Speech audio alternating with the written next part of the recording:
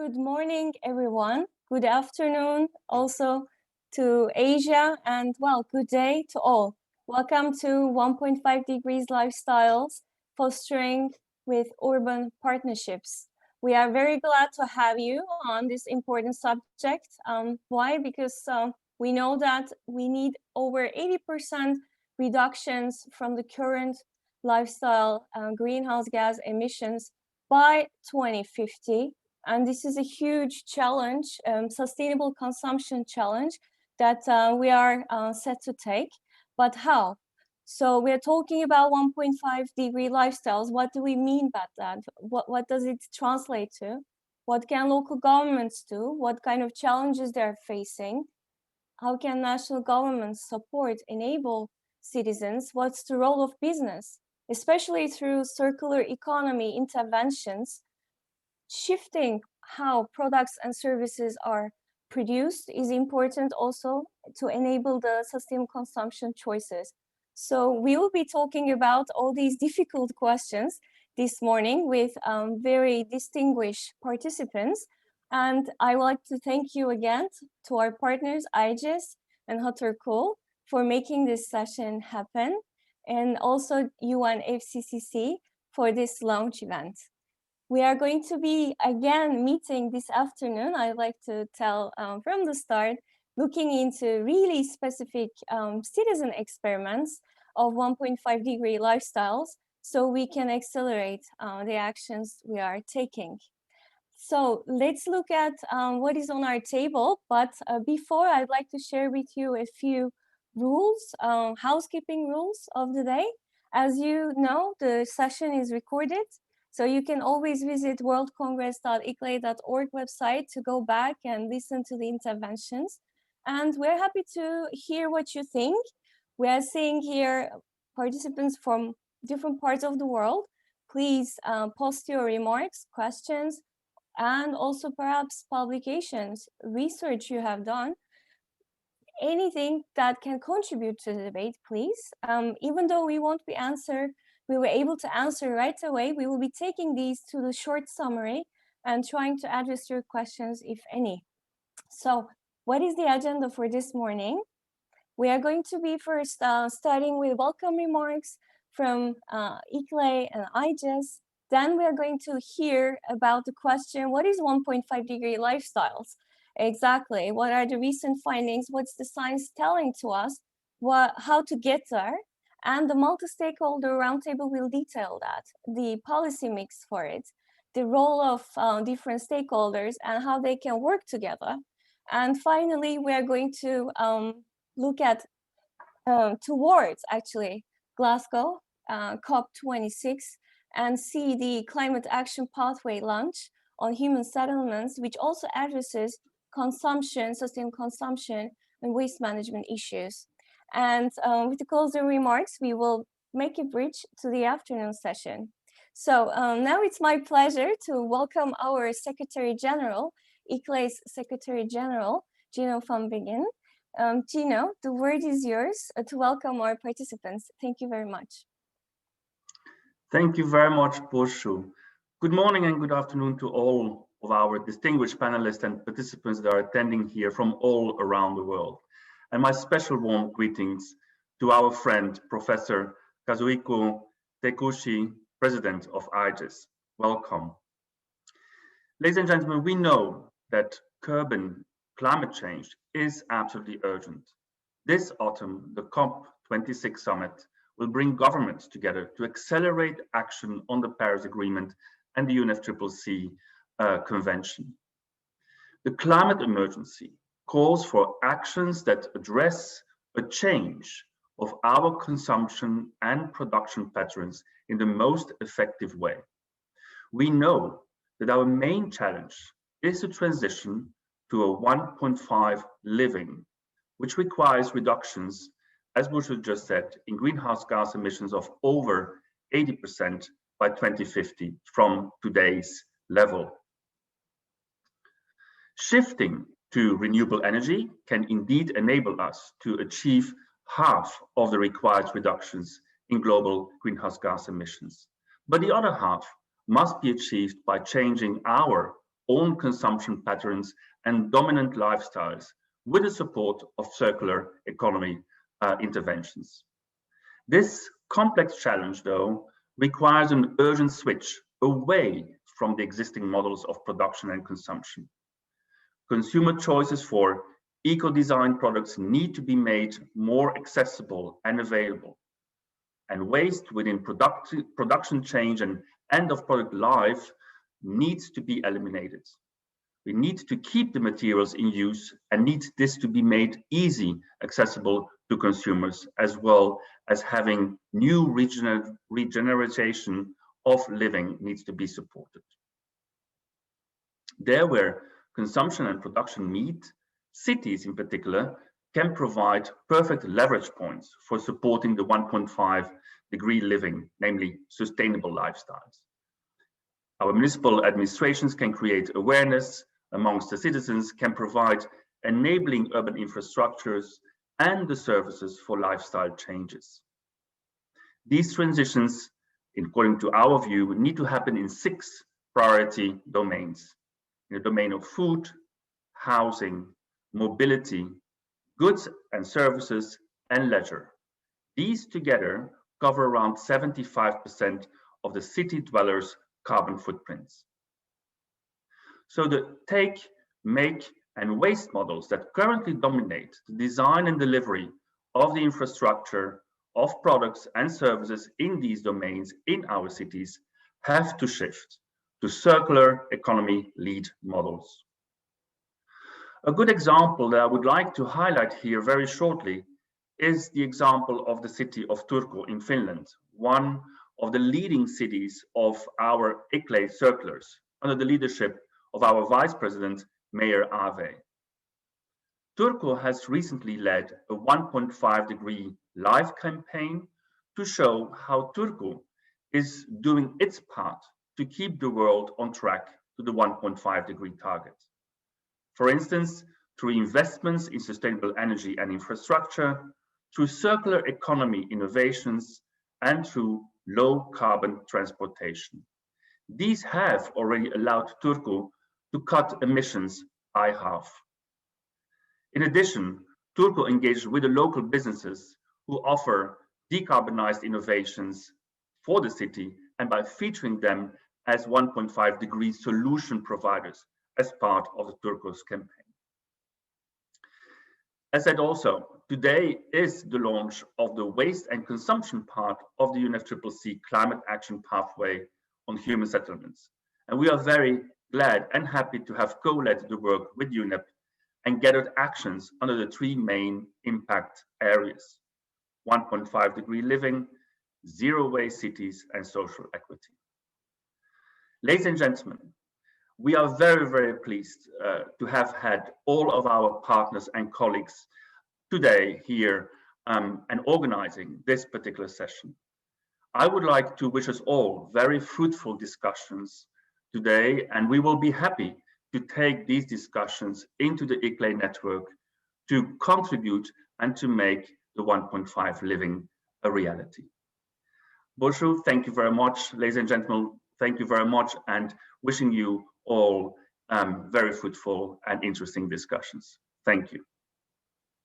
Many thanks, Gino, for setting the stage and your welcome words.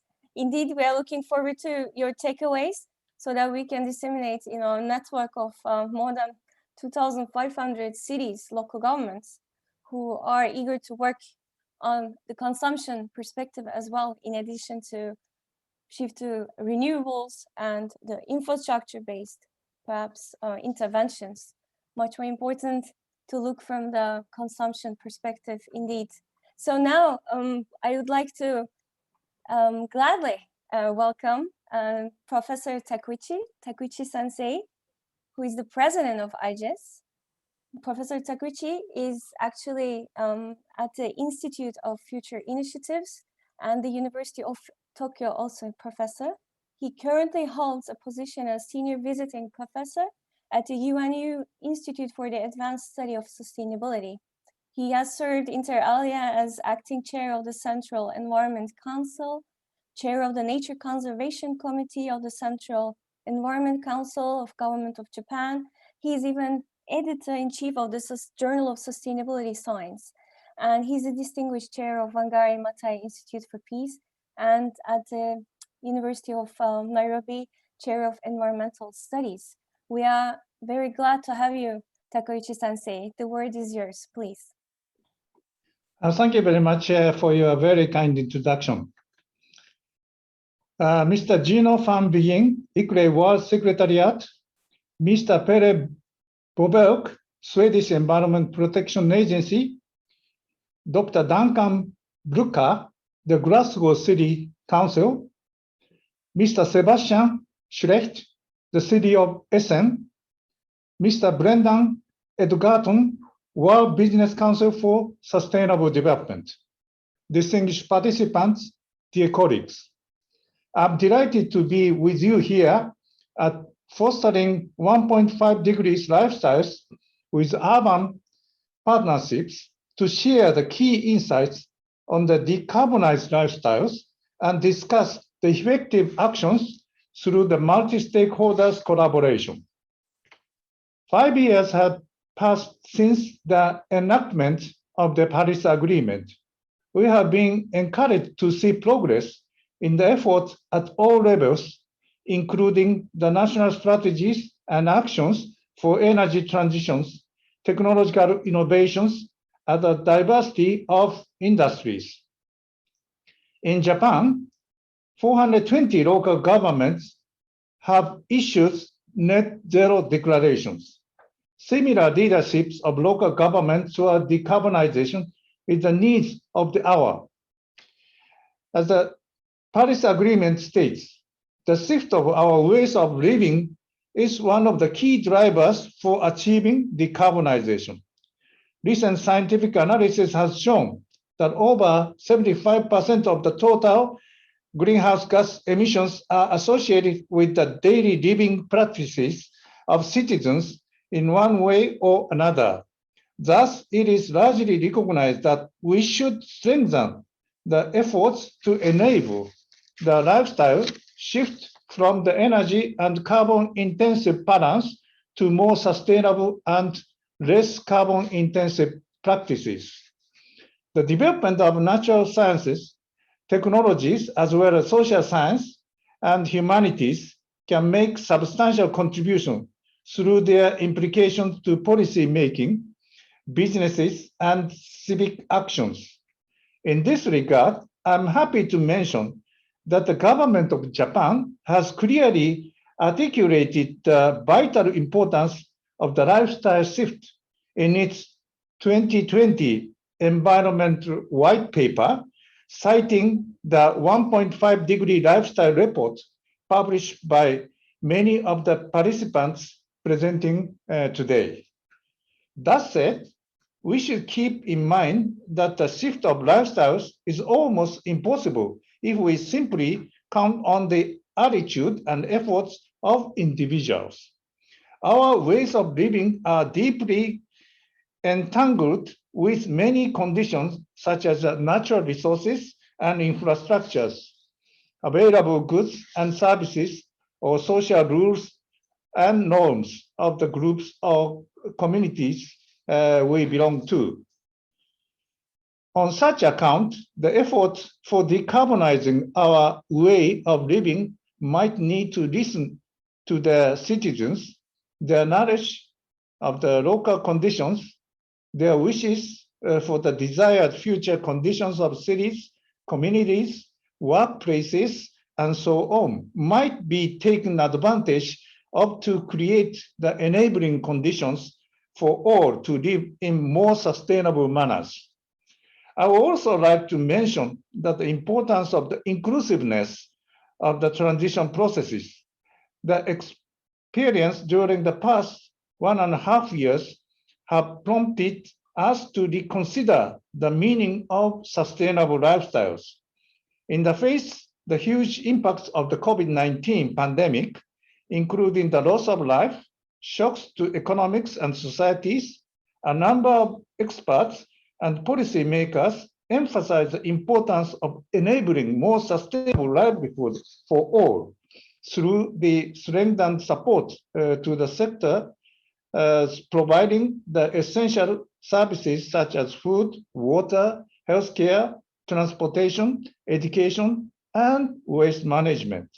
In other words, sustainable lifestyle are no longer just a matter of individual consumption of the wealthier classes, but of the systemic changes to enable safe living conditions. The pandemic has also made us aware of the integral linkages between planetary health and social and individual health, which is now known as One Health. 1.5-degree lifestyle share the same view and address the reduction of negative impacts from our living as well as enabling healthier and safer way of living for all.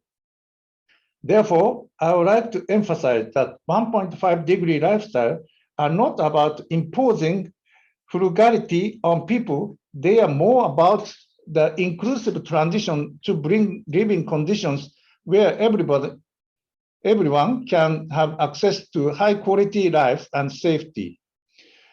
All actors would need to engage in the collective efforts. National and local governments, global and domestic businesses, citizens, organizations, and families would share pivotal roles to reshape their cities and communities so that everyone could live more sustainably and safely. We can take the best advantage of the latest scientific evidence and people's knowledge and hopes toward envisioning and creating future cities and community in a more inclusive manner. Today, we are going to have two sessions that intensively discuss lifestyle shift.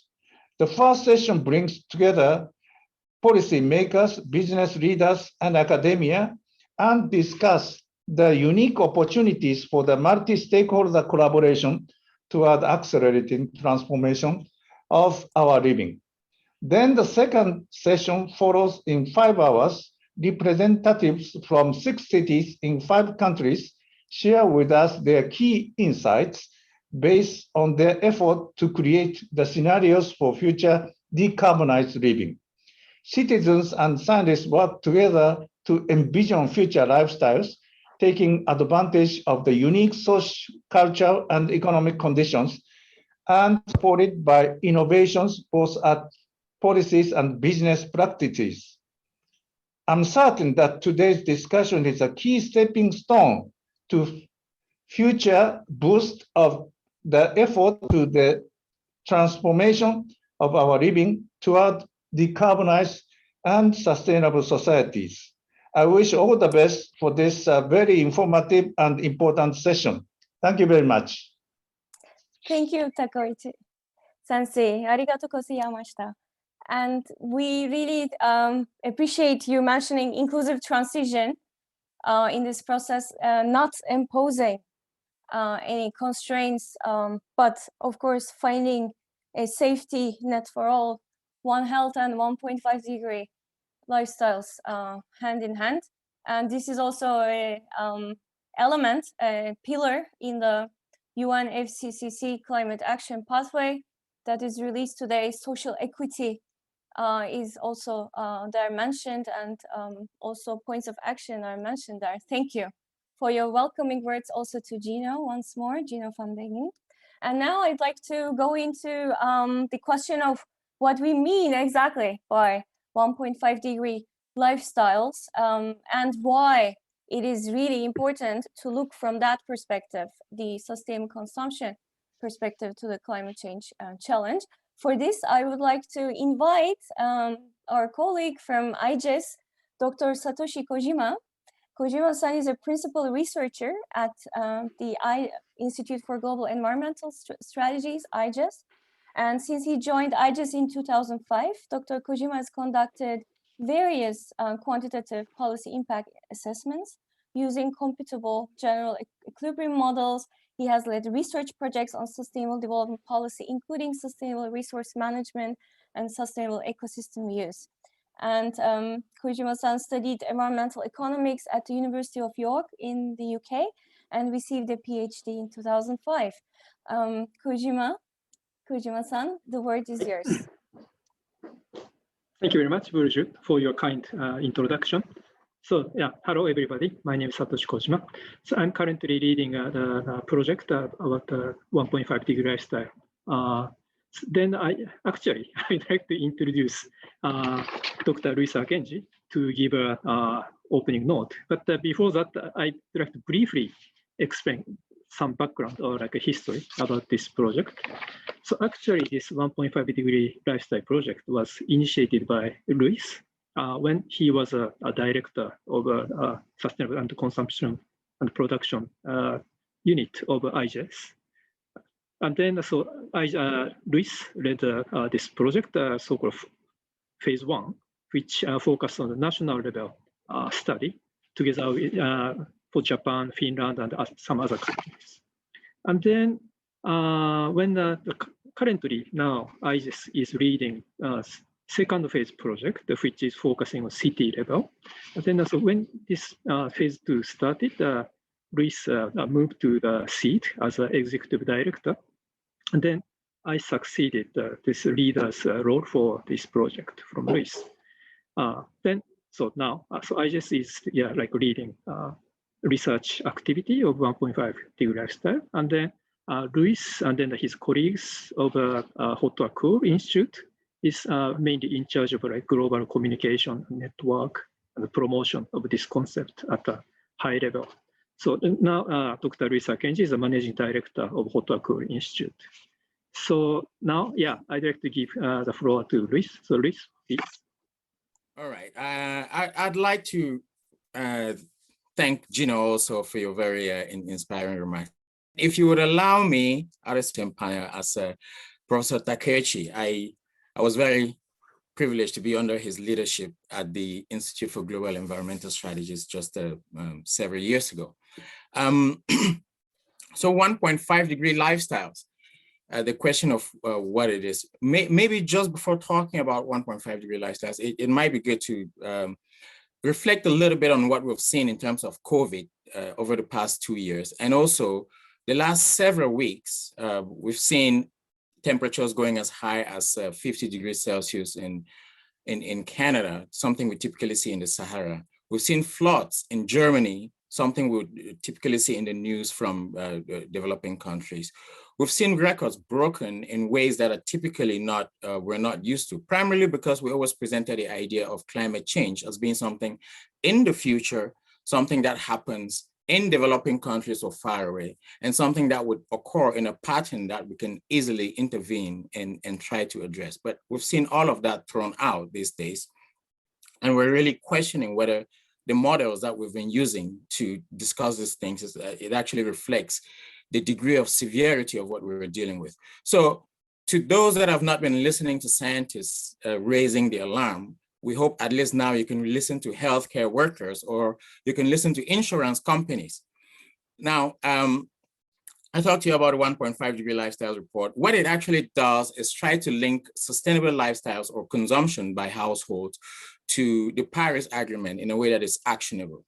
So the approach is that it takes the global carbon budget that is now available to us to stay within the 1.5 degree increase target under the Paris Agreement, and ask the question, what potential changes in lifestyles can contribute to this, and which areas are priority? So it does this by distributing the budget equitably across the globe and coming up with lifestyle carbon footprints. These are footprints of individuals that do not necessarily reflect government expenditure and capital formation. So it comes as close to lifestyles as possible.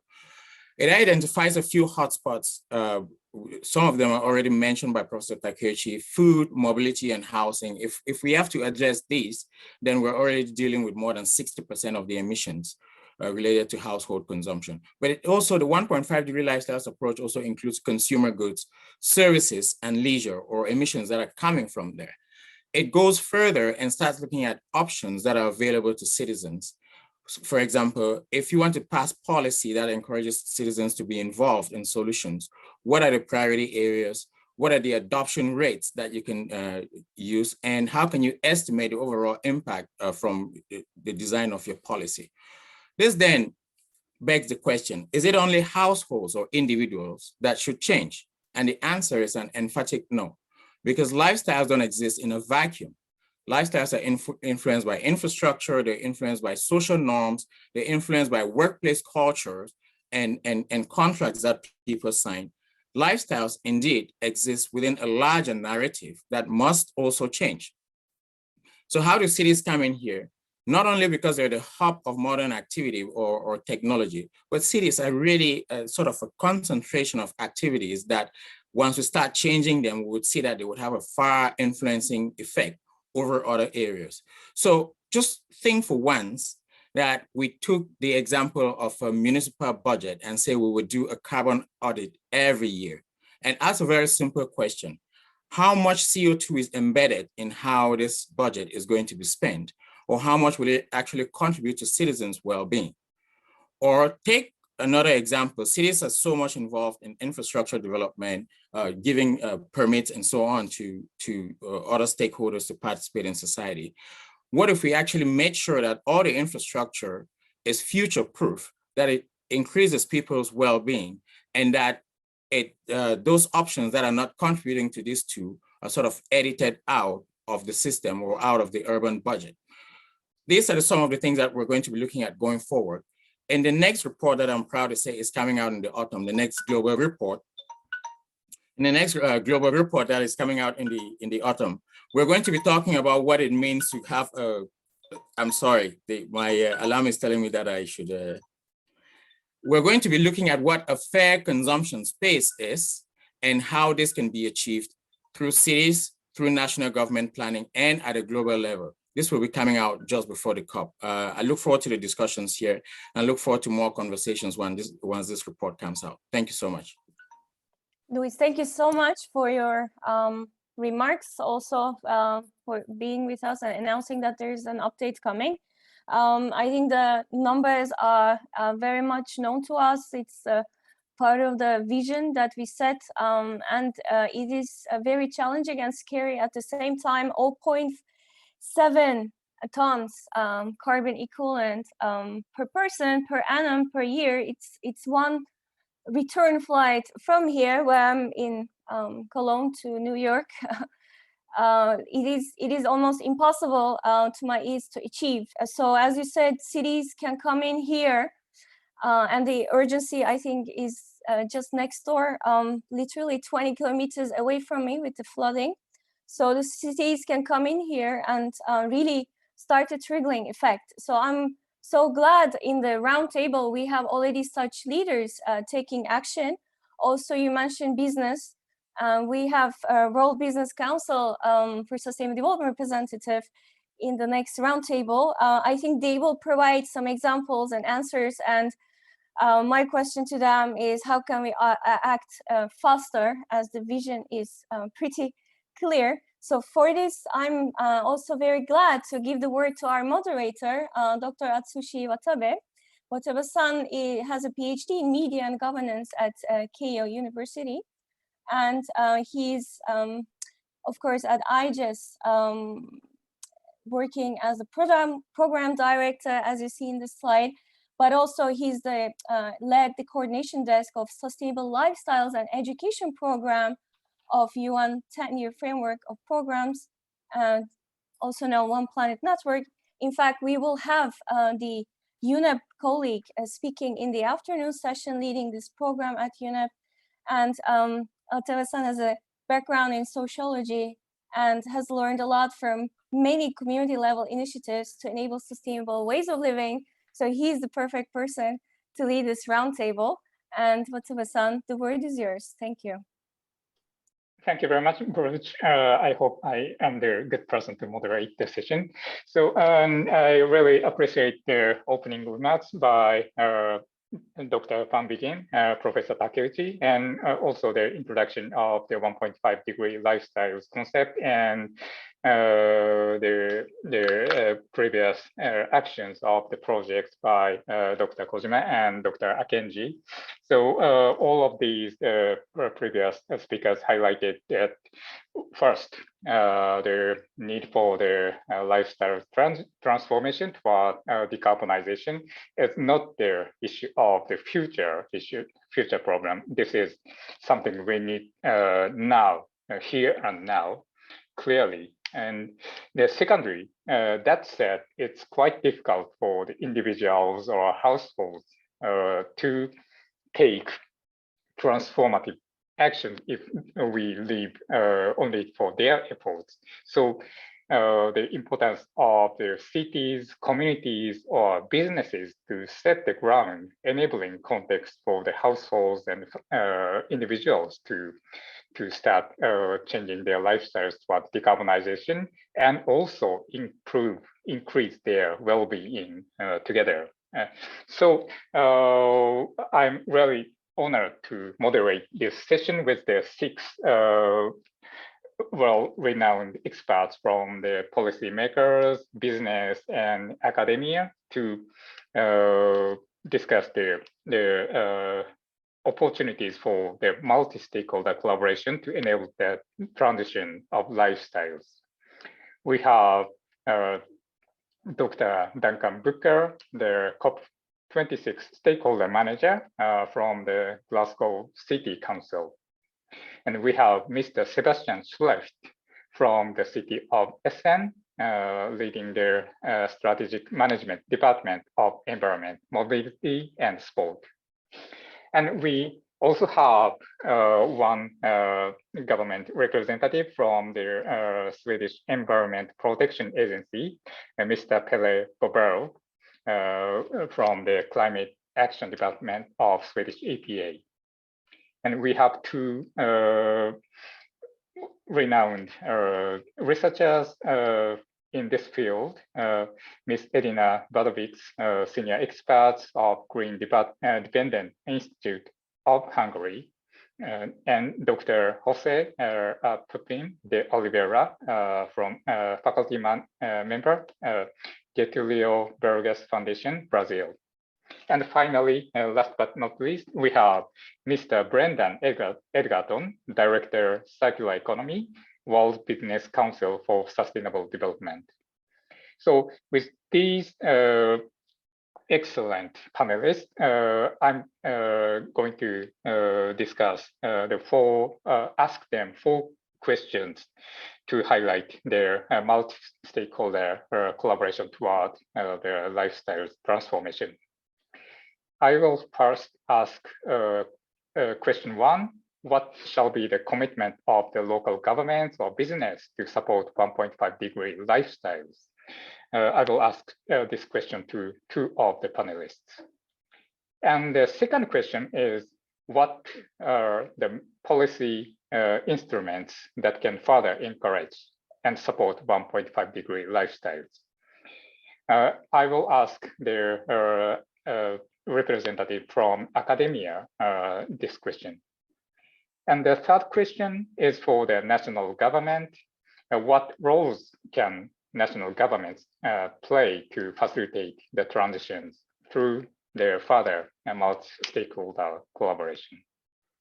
And the final question will be their opportunity for multi-stakeholder collaboration, something we can do more through the collaboration between governments and business and civil sector. So that said, I am going to ask the first question. So first, I would like to invite Mr. Sebastian Schlecht, Strategic Management Department of Environment, Mobility and Sport, the city of Essen. Mr. Schlecht has been responsible for the project management in the city of Essen as the green capital of Europe. He has covered many cross-cutting projects of environment, mobility, climate mitigation, and adaptation for years in the city of Essen. So, Mr. Schlecht, what shall be the commitment in the case of city of Essen to support 1.5-degree lifestyles? Mr. Schlecht, the floor is yours. Yeah, thank you so much, everybody, and Mr. Atabe for the introduction, and thanks to ICLEI and EIGS for putting this important topic on the table.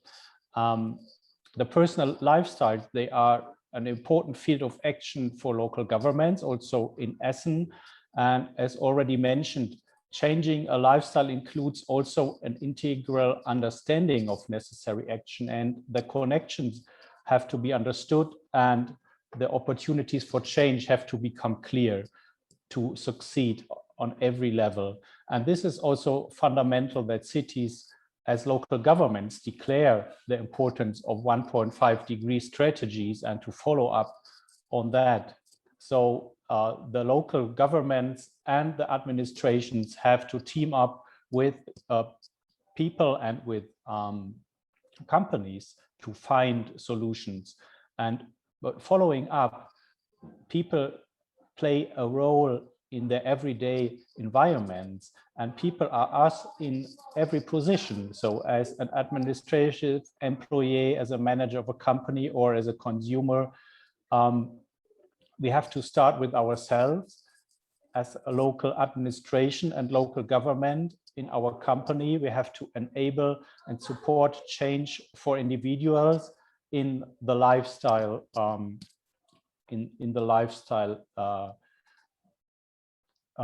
reach, and we have to support our local businesses, companies, and organizations also to turn out and to become a blueprint and role model for change to a low carbon society.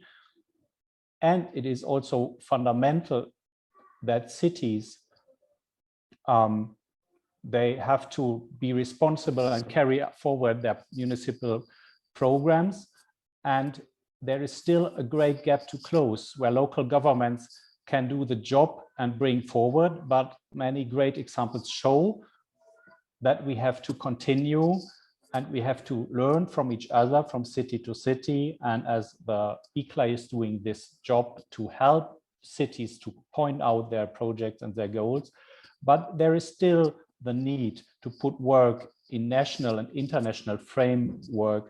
And that is a point where we also have to power up as local governments, and we have to engage on national and international level as a COP26 to put out what are the needs on the local implementation level. And we have to act as a role model for our citizens and as a partner in the team to play and to foster this 1.5 degree. So let's go. That's from my side.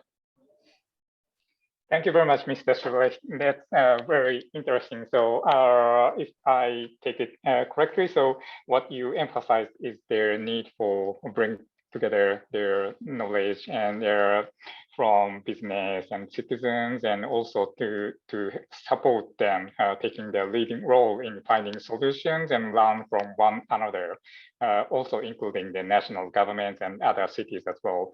Thank you very much, Mr. Schlecht. Then I would also like to ask the same question to Mr. Brendan Edgerton, Director of Circular Economy at World Business Council for Sustainable Development. He oversees Factor 10, which is WBCSD's flagship project on circular economy. So, Mr. Edgerton, what shall be the commitment of the business to support 1.5 degree lifestyles? Mr. Edgerton, floor is yours.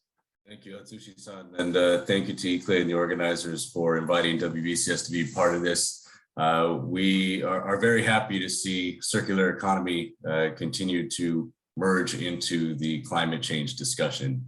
In fact, we're seeing more and more studies and news coming out every day about this intersection. I think just a few weeks ago, for example, study coming out of the US that identified these super emitter landfills, and that account for 43% of the measured emissions of methane. So actually outpacing fossil fuel and agricultural sectors with respect to that greenhouse gas. So this is a very big issue. And if we fail to look at how our linear consumption patterns are driving climate change, we'll kind of miss a big opportunity to mitigate it. And with that in mind, we really want to make sure business, government is taking a all solutions approach. Yes, renewable energy efficiency need to be at the core of that discussion. But again, we need to think about how we can adapt consumption patterns, including sustainable lifestyles, so that we are reducing our dependency on fossil fuel energy consumption in general. And another element that this is going to require is what we call advanced collaboration.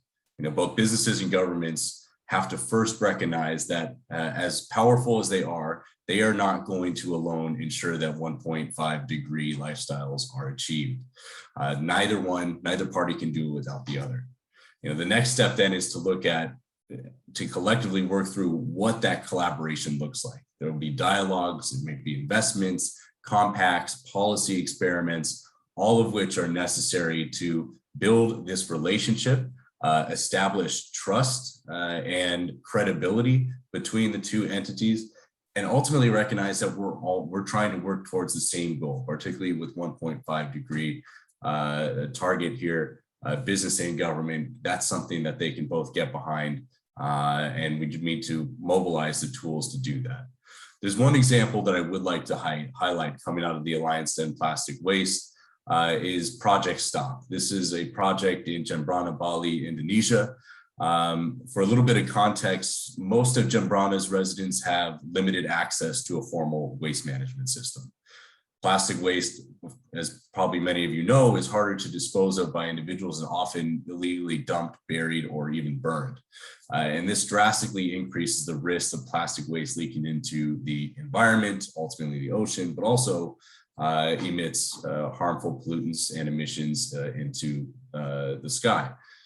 So to stop further plastic leakage, the Alliance to End Plastic Waste teamed up with Borealis and Systemic there in Indonesia to design and implement an integrated waste management system for the two areas. So in Jembrana and in Negara there in Bali as well. The system is simple and yet robust. So waste is collected from residents once a week and brought to a new material recovery facility to be sorted. The recyclable items are separated, processed for sale, and organic waste is composted. So these profits are used to cover the operational costs of the facility and making it economically viable on its own. Today, Project Stop serves 160,000 residents in Jembrana and Negara. And the initiative, in addition to being self-sufficient, also provides around 100 jobs and will prevent 2,200 tons of plastic from leaking into the environment every year. So, this is a project with very real impact, very local impact, and not just on the environmental side, but working with civil society and local governments there to solve a problem that that everyone in the community has, and ultimately turn it into an opportunity in creating jobs and value there locally. Thank you very much, Mr. Edgerton. So it's again very interesting to see that how the business sector can play a role in creating systemic changes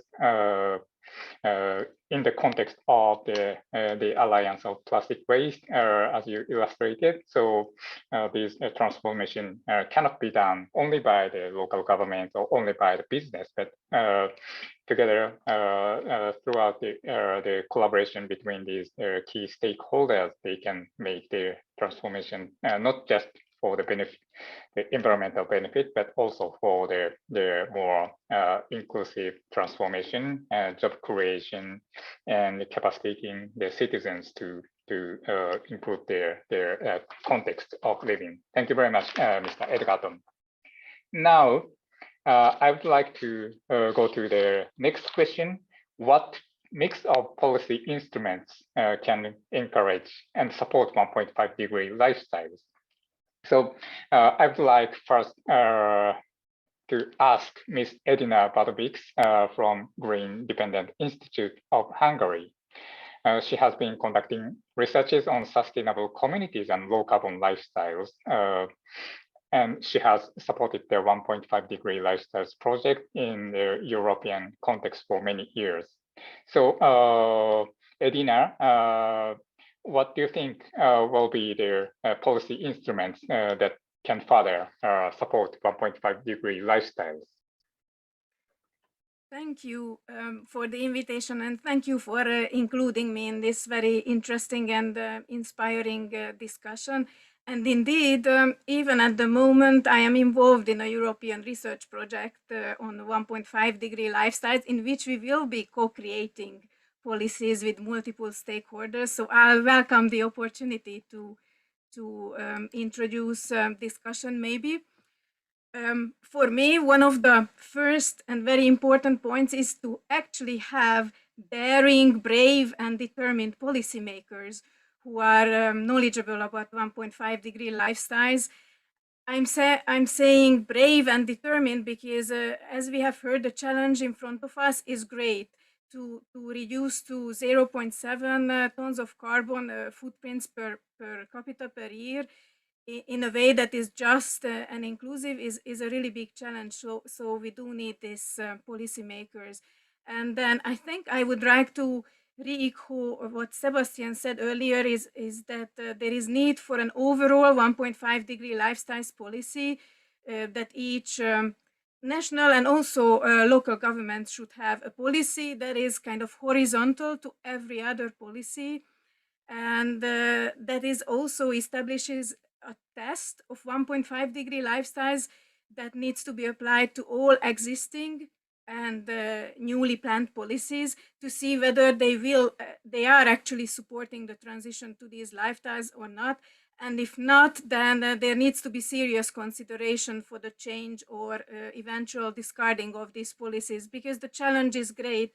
And there is research agreement that if we don't do something in the next decade, then well, we will be in humanity will be in serious well, trouble. And this is like a test. The test I've mentioned is, so far the test was, does it contribute to economic growth? Yes, okay, we take it if it contributes. But now this principle of contributing to economic growth needs to be changed for contributing to just and inclusive 1.5-degree lifestyles. And then the third point I wanted to mention is communication, again, to re-echo some of what has been said so far. But it's not just communication through media and so far usual sources or channels, but also communication through action, walking the talk by all of us actually, but also policymakers. And also communication to create a sense of urgency and unleash creativity in multi-stakeholder cooperation. We need that, and also lay the ground for very difficult and ambitious policies to come. And maybe I would also like to mention a creative policy, because we, of course, in the policy mix, we need policies that are very strict, and I repeat, daring, because there are actions that need to be stopped, like support for fossil fuels, and also a very strict enforcement at the local level as well of nearly zero energy buildings. It's a lot of governments, local governments and countries are pushing this now out, delaying it because of post-COVID recovery, but this shouldn't be happening if we want to achieve 1.5-degree lifestyles. But again, a lot of local governments are very forward-thinking and rewarding action by those who are transitioning to 1.5-degree lifestyles by, for example, offering free public transport. I see it happening at a lot of cities all over Europe. So this is really something to be taken forward, and also a lot of local governments giving priority to local and seasonal and vegetarian food in public places. And finally, I would like to just mention an innovative policy I have seen, because we have seen in the UN emissions gap report that there is a huge gap between the carbon footprint of the rich and the poor, and we need to find a way to bring it somehow closer together. And in one of the cities in Hungary, they actually piloted a climate ticket system, which allowed local businesses and also individuals to calculate their carbon footprint and also compensate for it through supporting local climate action. For example, investment on solar panels for kindergartens, or planting trees, or education, or insulation for those living in energy poverty. So these kind of innovative policies like this climate ticket are really needed to encourage cooperation and action and responsibility taking. Thank you very much, Edina. So you have pointed out some concrete cases of or the examples of policies fostering 1.5-degree lifestyles, like the public transportation or local and seasonal food, as well as some innovative ones.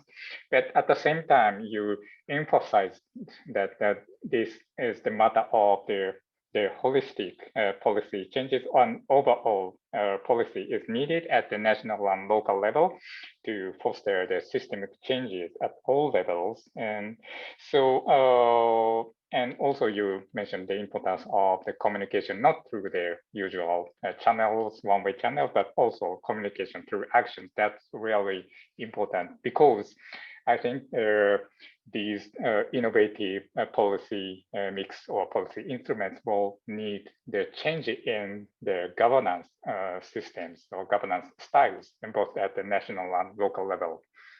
That said, I'm happy to introduce Dr. Jose de Oliveira, because he has led researches on governance and institution building issues for many years and supported many policy processes for transformation. So Dr. Oliveira, I would like to ask the same question. What mix of policy instruments can encourage and support 1.5-degree lifestyles? Dr. Oliveira, floor is yours. Thank you, Dr. Watabe. Thank you for the invitation to be with you today. I'm very glad to see many new and old colleagues here. Just going to the question, I think the policy instrument, the mix, I think should be very context specific, because first, cities are very different. And in one side you have, for example, levels of development, rich countries, high consumption. I think you should, how you kind of reduce this consumption without losing well-being of its citizens. On the other hand, you have a lot of developing countries of very low consumption and even negative. There are some places where there are negative emissions. But because these people are very poor and live in subsistence, how you actually improve their livelihoods without actually increasing so much the consumption. And you have these two, I would say, distinctions. At the same time, you have cities are embedded in institution context very different. Not all cities have like home ruling.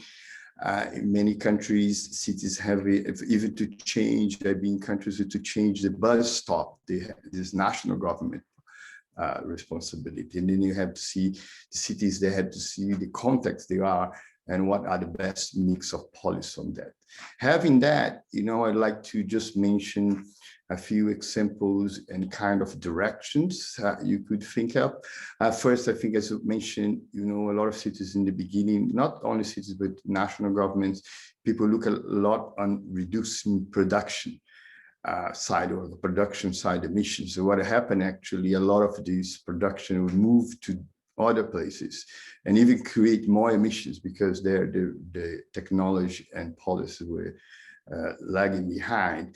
In the end, actually, the consumption increased in many of the cities, but the production was done elsewhere. And they have how actually tackle consumption in cities, because cities, as you know, they account certain points of energy, around 75–80% of the consumption, how actually can reduce this consumption.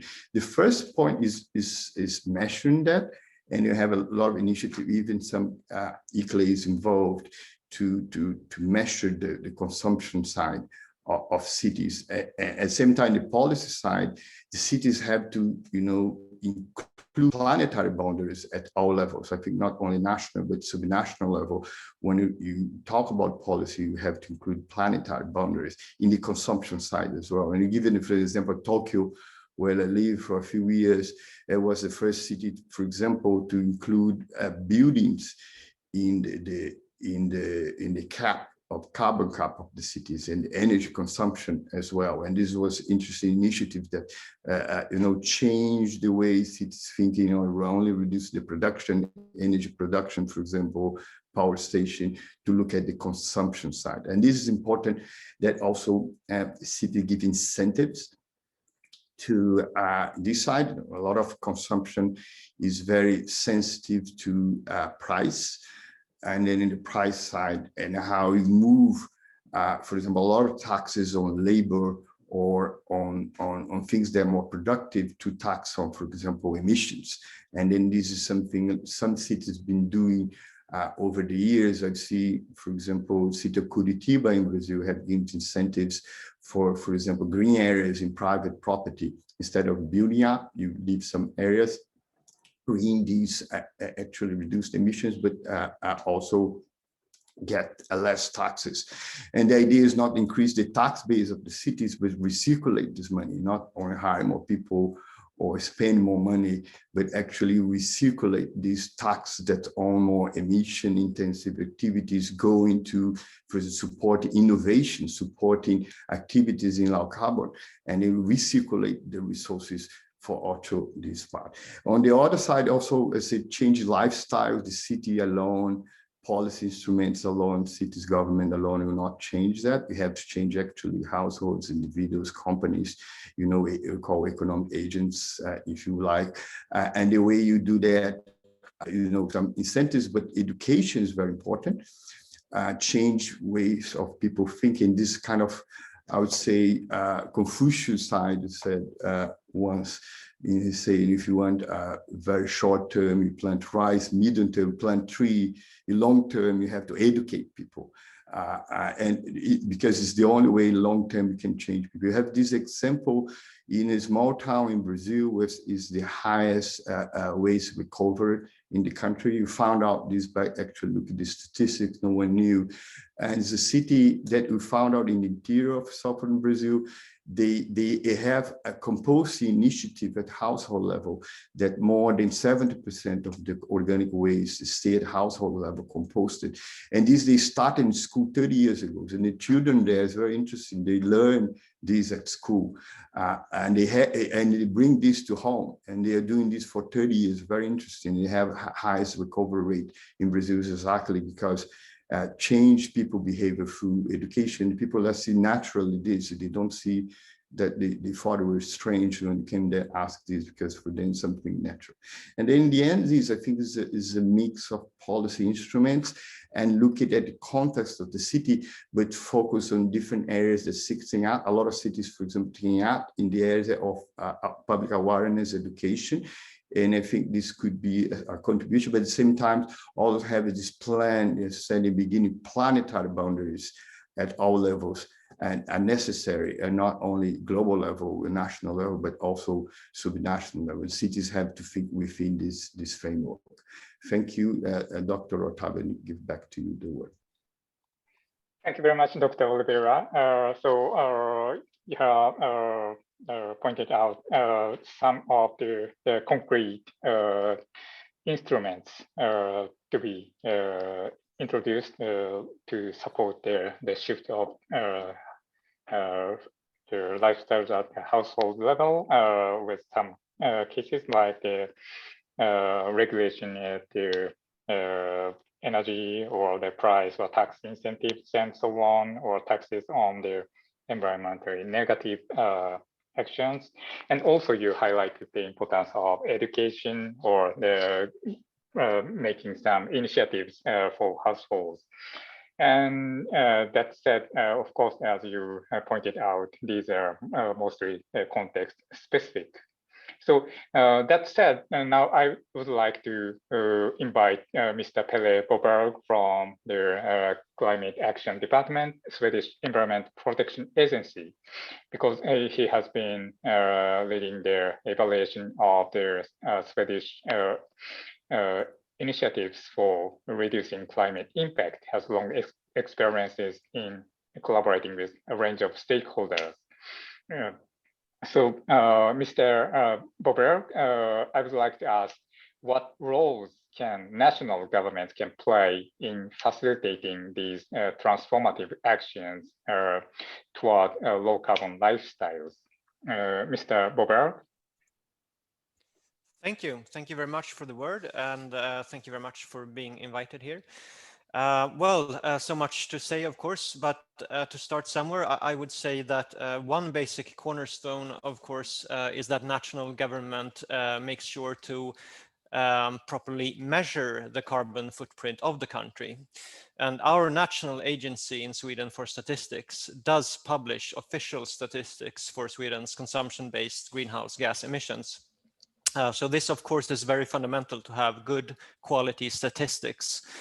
And these statistics have also been elevated to official statistics of Sweden. And I'm not quite sure, but I think Sweden was the first or one of the first countries in the world to grant this kind of statistics as official statistics. This is on the national level, but there is also work ongoing to develop these statistics on regional levels. So in this case, it's an example, I would say, I guess, of the national level developing this and the regions following. When it comes, on the other hand, to setting targets, which is, of course, very important and what we have also been talking about here, maybe it's a bit the other way around, actually. There are several Swedish regions and cities that have set consumption-based targets for their carbon footprint. So in that case, they have been the forerunners.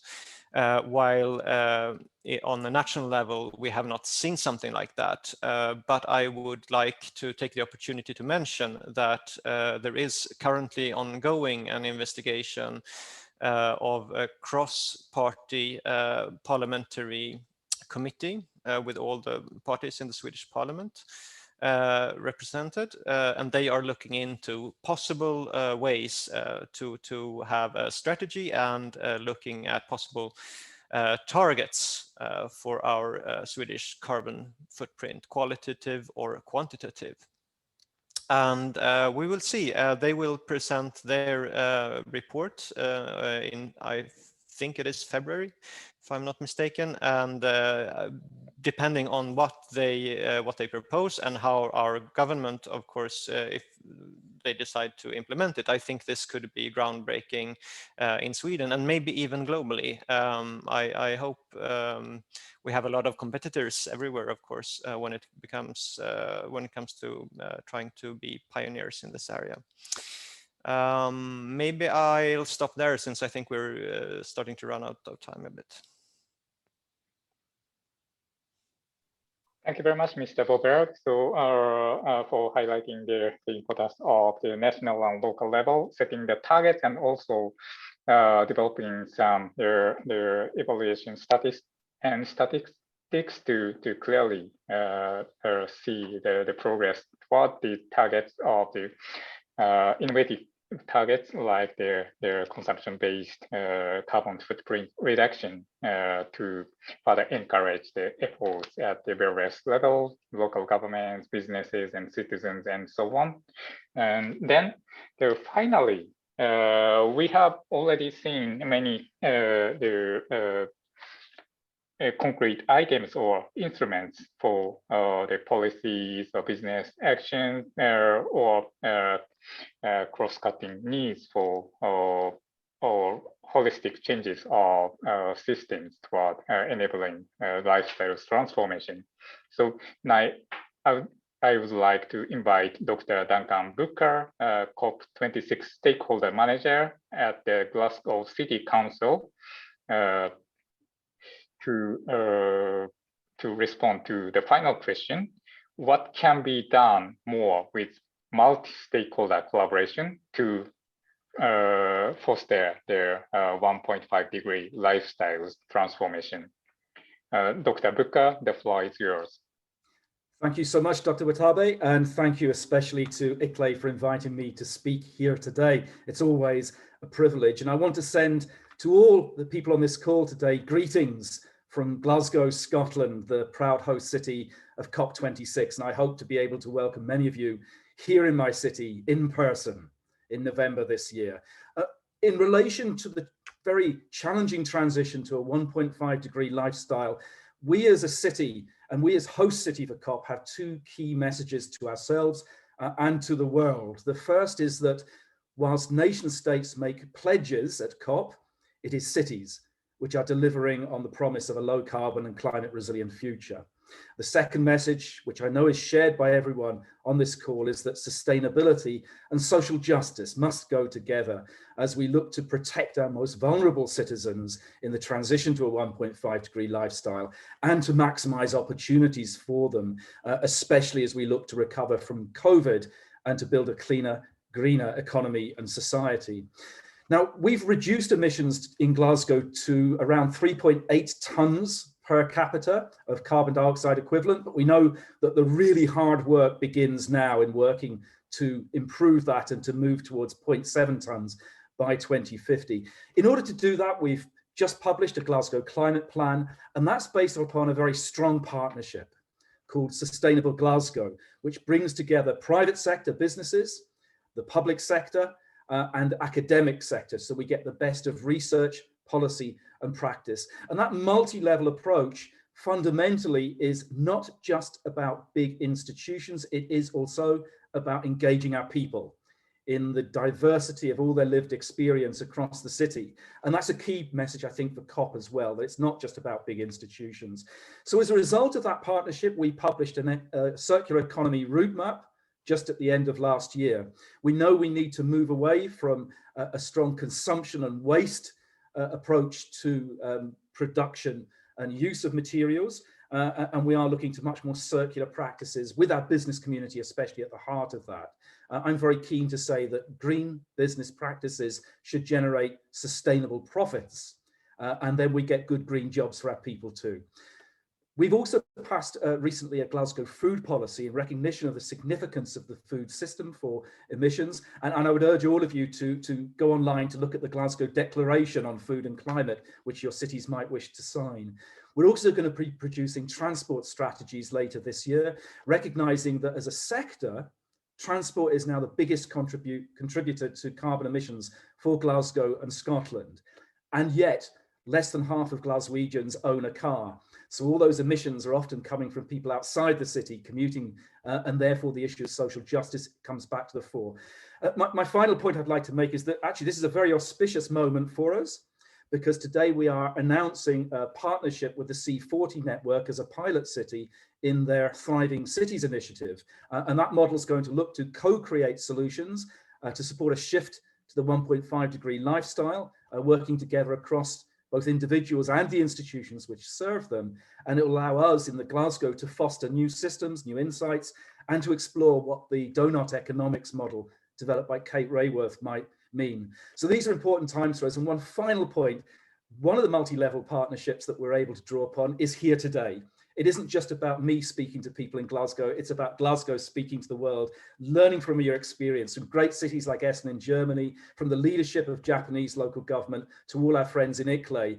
And so therefore, that will all come to a point, I hope, in Glasgow in November, where we show the world the good things that we're doing. Thank you for inviting me. Back to you, Dr. Watabe.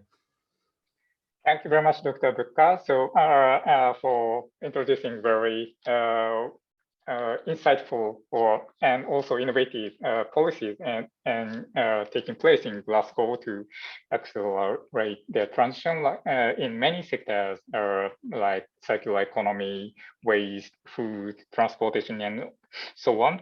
But at the same time, you emphasize that it's quite important not to make these efforts at each city level individually, but also to learn from each other with different cities and nation states, and also business sectors and so on.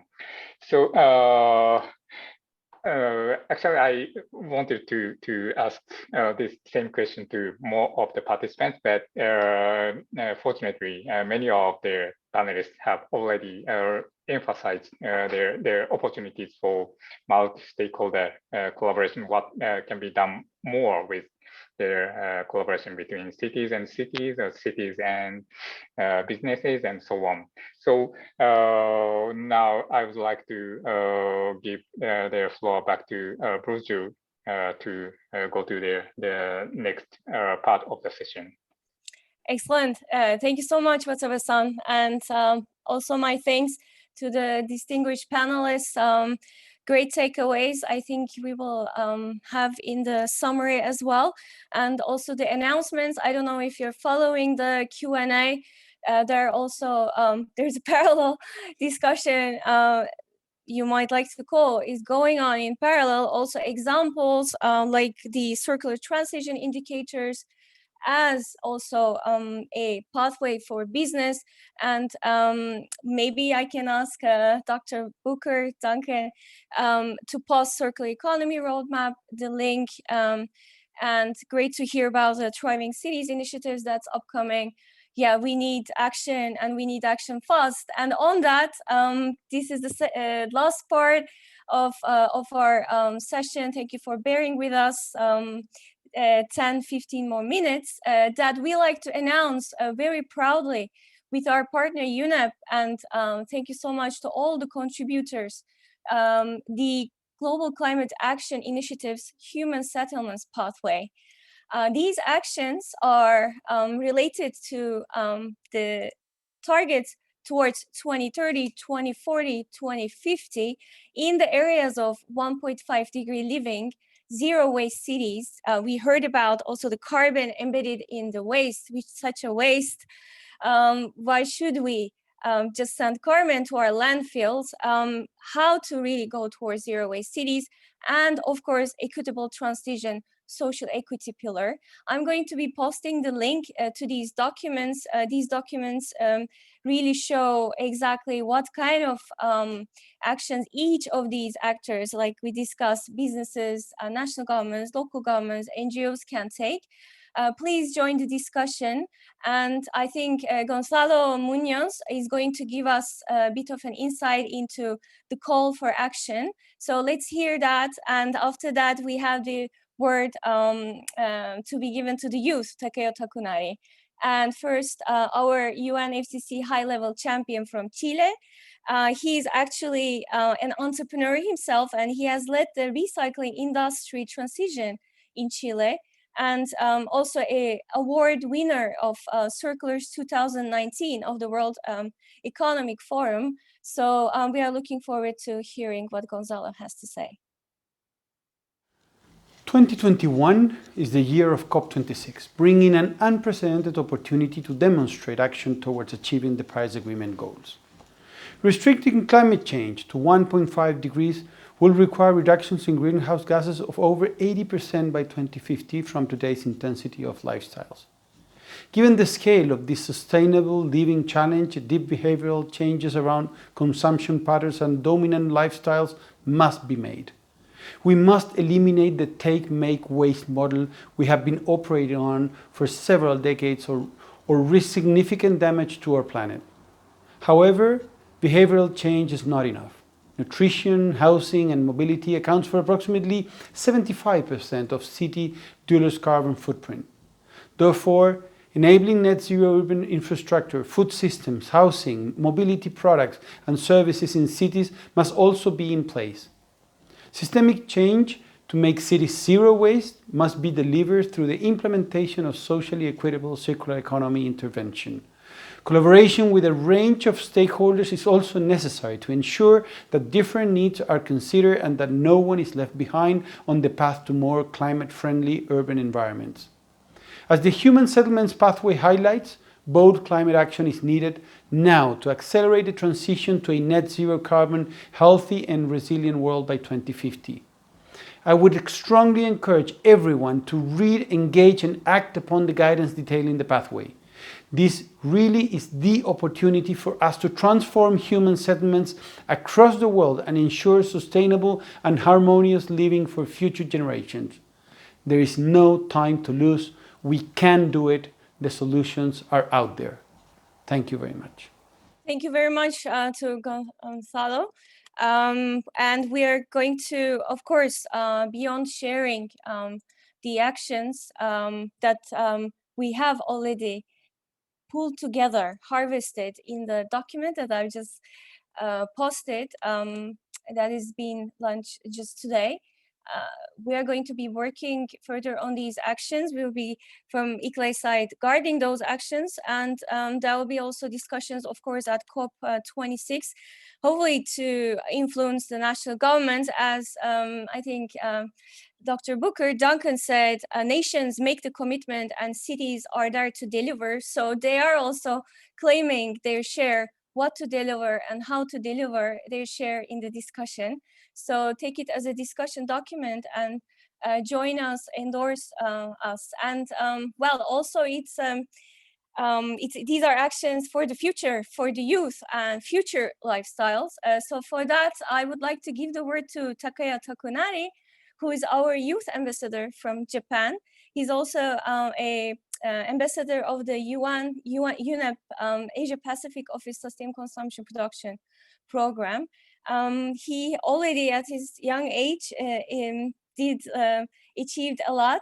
He's an engineer. He worked in Nairobi and also in manufacturing, so looked at the production side, but we are looking forward to hear what he has to say in how to achieve the switch to sustainable and equitable ways of living. Takeo, the word is yours. Right. Thank you much, Brooke. And yeah, thank you for such a series of inspiring talk sessions. So hi, everyone. I am Takeo Tokunari. I'm currently a graduate student at the Master's in Design Engineering program at Harvard. And then, I know the time is running short, so let me talk about 3 things briefly. So 1, introducing myself, 2, the role of design and innovation, and 3, the role of youth.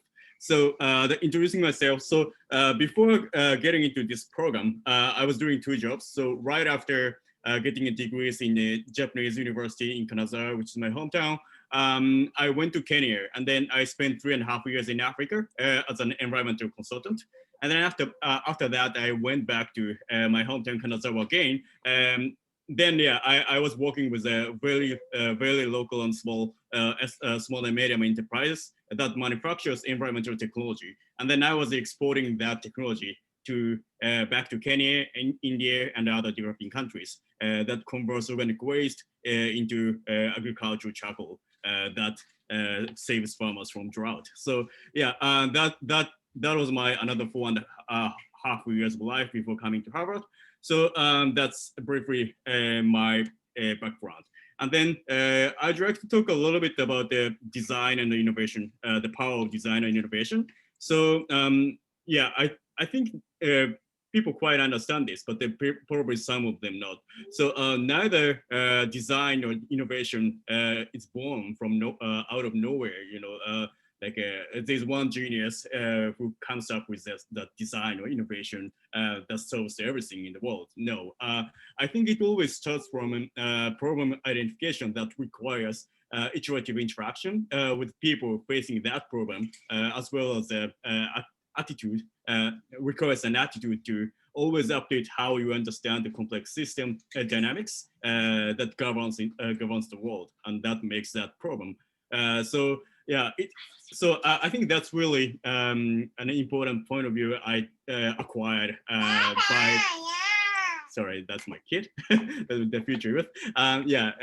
So yeah, I think that has been really the key to identifying and solving the problem in this complex social world. And also, just everybody was giving a top down, high level speech, but I can't because I'm youth. So yeah, what I can say is it's so fun and it's so rewarding when you invest everything you can to make a world better, but a set of coherent actions designed by you in collaboration with other like-minded experts. So that's a design and innovation. And then, yeah, what's the role of the youth? I think, first of all, the definition of youth in my understanding is it's a transition from childhood to adult. So we are actually going into adulthood. So in that sense, maybe some people from the media or might think that adult is a kind of symbol who delegates the challenges to the future generations while doing a business as usual by themselves. Well, that's actually clearly wrong if you take a look at the today's speakers and the attendance discussion here today. But I would like to redefine the word adult from our generation, or like going back to the original generation definition of the adult. So just like my kid growing every day, I think becoming an adult should mean that we can do more things that we couldn't do before for others, for society, and for the future generation. So it takes the leadership that orchestrate the efforts of experts and the communities. And yeah, from our generation, let us redefine this term adult such that future youth like my kid or your future kids will look forward to being one like you. So yeah, that's my word. Thank you very much. Thank you very much, Takeo. I think I'm taking what you said on the complexity thinking. The challenge is extremely complex, multi-layer, multi-stakeholder, multi-issue. So the role of design is very, very crucial. So just looking into silo issues doesn't work. We need to really work on designing what I'm seeing in the comments, our urban development, using complexity thinking, using circular economy principles, not only tackling the waste, but also upstream as we design our products and services, our neighborhoods. We have the tools, but it's a matter of really increasing the pace and maybe looking from the sustainable consumption side, as we heard from many panelists, can give us this speed. The mix of policy instruments, we heard informatory, economic, voluntary, regulatory. There are many examples. The toolkit is there. Also, we heard about setting targets, consumption-based targets already set. For example, in Sweden, we heard from Glasgow already measuring and echoing 0.7 tons carbon equivalent by 2050. So how do we mix all these policies in the right way? And yeah, multi-stakeholder collaboration. ICLE is there to join forces with also other networks like C40 and facilitate, accelerate this discussion. So we invite everyone, this is a call for COP26 also to carry this flag, carry the voice of 1.5-degree lifestyles, what needs to be done, and work harder on it. And Takeo to support, give the support from the youth on increasing the message, escalating the message. So I think I only have one word to thank everyone for their time. Also half an hour more of your time in bringing their messages, knowledge, examples, and attention. I'd like to give the word to Kojima-san to also wrap up and make a bridge to the afternoon session, where we will have even more concrete examples and hear about really ordinary citizens making experiments and understanding how we can make the shift. To you, Kojima-san. Okay, yeah, Bruca, thank you very much. And then thank you very much for all panelists and speakers. Yes, so you already provided many good examples and then also ideas about to promote multi-stakeholder collaboration to promote this sustainable lifestyle and then 1.5-degree lifestyles. Actually, so after this session, we will have a second session from in Central European time. It's from 2:30 afternoon to 3:30 afternoon. Second session, and then in second session we will more focus on the output from the ongoing project about this 1.5 degree lifestyle approach. And then in this so-called phase 2 project, we are more focusing on city level future scenario development towards 1.5 degree lifestyles. And then to develop such a future scenario, we take a participatory approach to reflect the citizens' voice to develop such a scenario. So in an afternoon session, so we will explain the current project, and then also we will have a round table to learn the lessons from the experience to implement this participatory approach in 6 cities in the world. So if you have time, so please join the second session as well. Then we can have some more deeper discussion. So how to implement at the local level to implement this multi-stakeholder collaboration, which this session, first session, mainly discussed. So thank you very much. Thank you so much. Yeah, so we also noted all your questions that some of them we couldn't answer. We are taking note of them and have them posted on the ICLEI circulars. ICLEI circulars are the circular economy related network in the ICLEI members network. And there we're going to continue discussion on how circular economy interventions through regenerative, through recovery, through reuse, and of course, efficient ways of operating in the city, how they can enable 1.5 degree lifestyles. So subscribe to our newsletter so you can also receive the summary of this session. See you very soon in Europe in the afternoon, in Asia in the evening. We will be having also contributions from Thailand, India, South Africa, and so on. Thank you so much once more to our partner, IGES and Hattercool, as well as our panelists once again for their time. Dr. Booker, Mr. Schlecht, Mr. Boberg, Ms. Wadovic, Dr. Oliveira, and Mr. Brennan Egerton. Thank you so much and see you very soon.